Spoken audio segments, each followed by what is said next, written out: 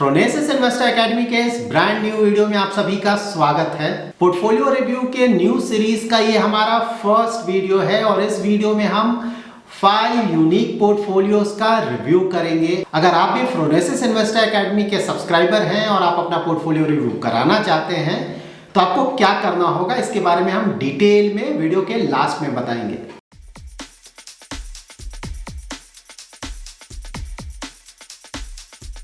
Portfolio reviews start करने से पहले वन इंपॉर्टेंट पॉइंट, जब भी हम अपने कस्टमर्स का इन्वेस्टमेंट्स करवाते हैं तो सबसे पहले हम उनका रिस्क प्रोफाइलिंग करवाते हैं ताकि उनका रिस्क एपेटाइट और इन्वेस्टमेंट होराइजन पता चल सके, क्योंकि इसके बिना किसी भी इन्वेस्टमेंट्स का करवाना या फिर पोर्टफोलियो पे कमेंट करना पॉसिबल नहीं होगा।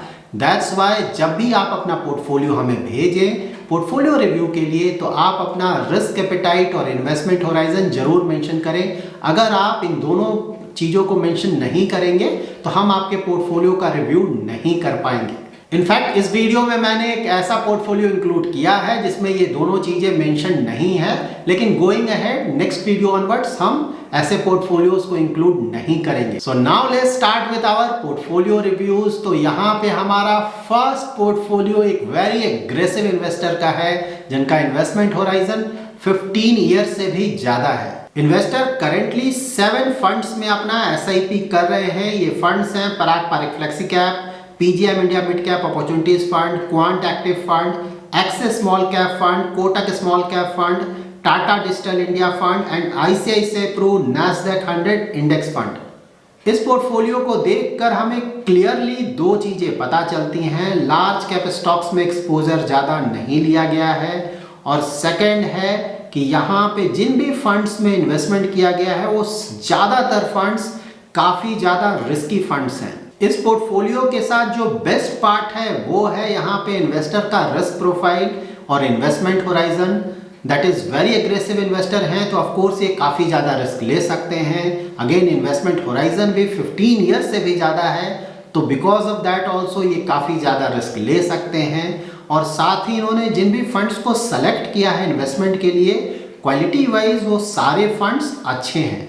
ओवरऑल ये पोर्टफोलियो एक अच्छा पोर्टफोलियो है। अगर आप चाहें तो इस पोर्टफोलियो में लार्ज कैप कैटेगरी का एक फंड इंक्लूड कर सकते हैं ताकि लार्ज कैप के स्टॉक्स में एक्सपोजर बढ़ाया जा सके। और सेकंड, यहाँ पे नंबर ऑफ फंड्स ज़्यादा हैं तो यहाँ पे आप Quant active fund, Axis small cap fund, Kotak small cap fund and Tata digital India fund, out of these 4 funds 1 या 2 फंड रिमूव कर सकते हैं। Now let's move to our second portfolio. तो यहाँ पे हस्बैंड और वाइफ का म्यूचुअल फंड पोर्टफोलियो अलग बनाया गया है, लेकिन यहाँ पे आपने रिस्क प्रोफाइल और इन्वेस्टमेंट होराइजन मेंशन नहीं किया है और इसके बिना किसी भी पोर्टफोलियो पे कमेंट करना काफ़ी मुश्किल होता है। हस्बैंड के पोर्टफोलियो में 5 फंड्स हैं Parag Parikh flexi cap, UTI flexi cap, Kotak flexi cap, Mirae asset emerging blue chip and Axis mid cap. Quality wise Kotak flexi cap fund एक बिलो एवरेज फंड है जबकि रेस्ट 4 फंड्स काफ़ी अच्छे फंड्स हैं। इस पोर्टफोलियो में भी लार्ज कैप कैटेगरी के फंड में इन्वेस्टमेंट नहीं किया गया है तो आप ध्यान रखें कि जब भी अपना पोर्टफोलियो बनाएं तो लार्ज कैप कैटेगरी के फंड्स को जरूर इंक्लूड करें। इस पोर्टफोलियो में लार्ज एंड मिड कैप के फंड्स में इन्वेस्टमेंट किया गया है। दैट्स वाई ये एक ज़्यादा रिस्की पोर्टफोलियो है और इस तरह का पोर्टफोलियो एक एग्रेसिव इन्वेस्टर के लिए सुटेबल है और उस एग्रेसिव इन्वेस्टर का इन्वेस्टमेंट होराइजन 10 ईयर से उससे ज़्यादा होना चाहिए। सेकेंड पोर्टफोलियो स्पाउस का पोर्टफोलियो है। यहाँ भी ऑफ कोर्स रिस्क प्रोफाइल और इन्वेस्टमेंट होराइजन मेंशन नहीं किया गया है। यहाँ पर टोटल 6 फंड्स में इन्वेस्टमेंट किया गया है। Mirae asset large cap, Kotak flexi cap, Parag Parikh flexi cap, Kotak equity opportunities fund, Kotak emerging equity fund and ICICI Pru equity and debt fund. इस पोर्टफोलियो में कोटक के 3 इक्विटी फंड्स में इन्वेस्टमेंट किया गया है। तो आप जब भी अपना पोर्टफोलियो बनाएं तो ट्राई करें कि एक पर्टिकुलर म्यूचुअल फंड कंपनी के किसी एक ही इक्विटी फंड में इन्वेस्ट करें और ज़्यादा से ज़्यादा 2 इक्विटी फंड में इन्वेस्टमेंट करें। उससे ज़्यादा आप किसी भी पर्टिकुलर म्यूचुअल फंड कंपनी में एक्सपोजर नहीं लें, क्योंकि कोई भी म्यूचुअल फंड कंपनी कितना भी अच्छा क्यों ना हो, फ्यूचर में हमें नहीं पता है कि उसके साथ क्या होगा। तो अगर उस म्यूचुअल फंड कंपनी के साथ कुछ इश्यू आता है और आपका ज़्यादातर एक्सपोजर अगर उसी म्यूचुअल फंड कंपनी में है तो ओवरऑल आपका जो पोर्टफोलियो का परफॉर्मेंस है वो बुरी तरह से हिट होगा।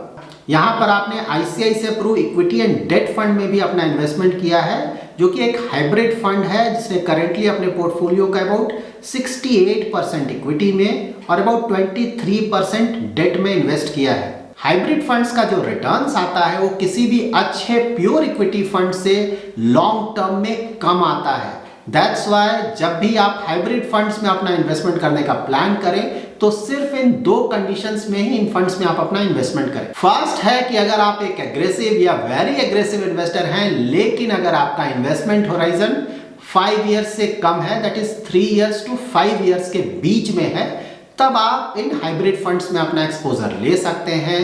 और सेकंड है कि अगर आप एक मॉडरेट रिस्क प्रोफाइल के इन्वेस्टर हैं, दैट इज आप बहुत ज़्यादा रिस्क नहीं लेना चाहते हैं, इन दैट केस भी आप इवन इफ आपका इन्वेस्टमेंट होराइजन 5 या 10 इयर्स है, तब भी आप किसी हाइब्रिड फंड में अपना इन्वेस्टमेंट कर सकते हैं। ये पोर्टफोलियो भी एक रिस्की पोर्टफोलियो है, तो यहाँ भी इन्वेस्टमेंट होराइजन 10 इयर्स या उससे ज़्यादा होना चाहिए और साथ ही रिस्क प्रोफाइल एग्रेसिव होना चाहिए। आपने मेंशन किया है कि आप अपने 2 डॉटर्स के लिए इन्वेस्टमेंट प्लान करना चाहते हैं, तो आपने यहाँ पे जो पोर्टफोलियो बनाया है उसमें से ज़्यादातर फंड्स काफ़ी अच्छे फंड्स हैं, तो आप इन्हीं फंड्स में अपना इन्वेस्टमेंट कर सकते हैं उनके फ्यूचर प्लानिंग के लिए। Now let's move to our third portfolio. यहाँ पे भी रिस्क प्रोफाइल एग्रेसिव है और इन्वेस्टमेंट होराइजन 15 इयर्स का है, जो कि काफ़ी अच्छा है इक्विटी में इन्वेस्टमेंट्स करने के लिए। यहाँ पर इन्वेस्टर ने टोटल 7 फंड्स में अपना इन्वेस्टमेंट किया है। ये फंड्स हैं Canara Robeco blue chip, Parag Parekh flexi cap, Axis focus 25,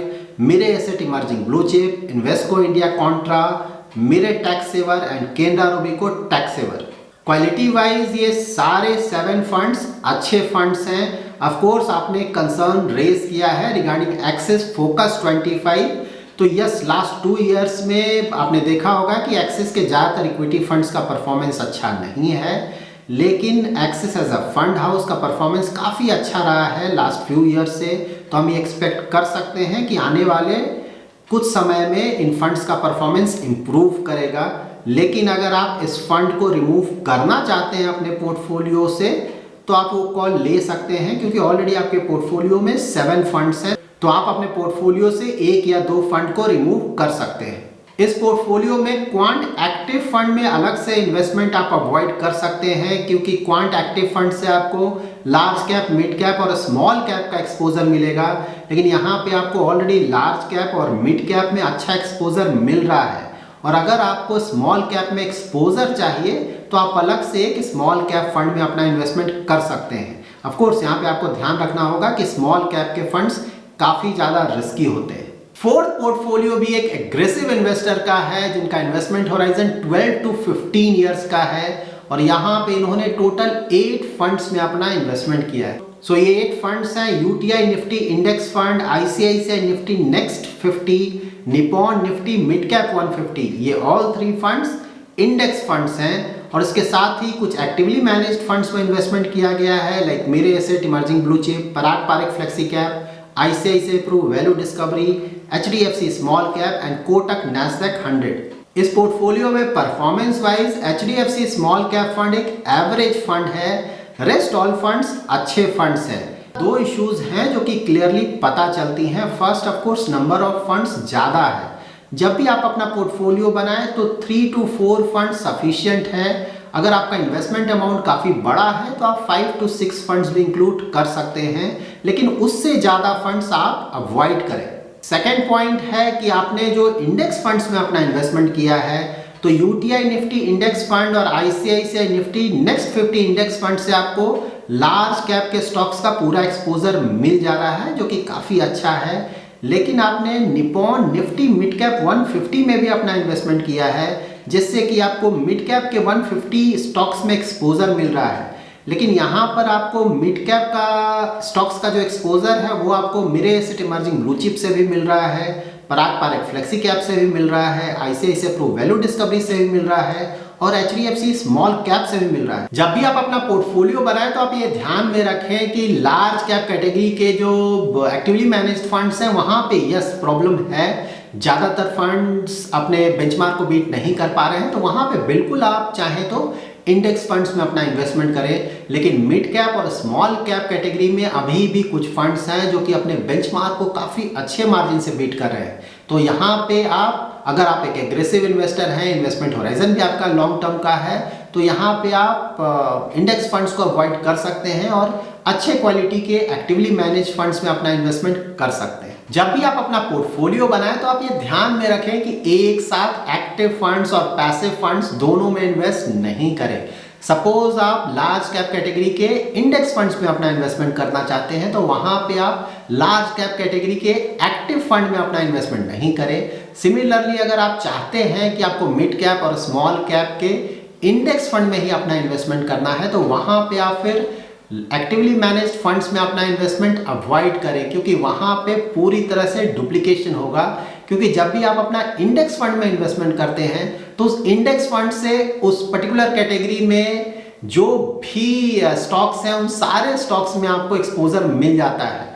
like अगर आप निफ्टी 100 में अपना इन्वेस्टमेंट करते हैं तो लार्ज कैप के ऑल 100 स्टॉक्स में आपको एक्सपोजर मिल रहा है। अगर आप मिड कैप के 150 इंडेक्स में अपना इन्वेस्टमेंट करते हैं तो वहां पे आपको मिड कैप के सारे 150 स्टॉक्स में एक्सपोजर मिलता है। सो ओवरऑल इफ पॉसिबल इस पोर्टफोलियो से 1 या 2 फंड को रिमूव किया जा सकता है। Now let's move to our fifth and last portfolio. ये portfolio out of these 5 portfolios best portfolio है।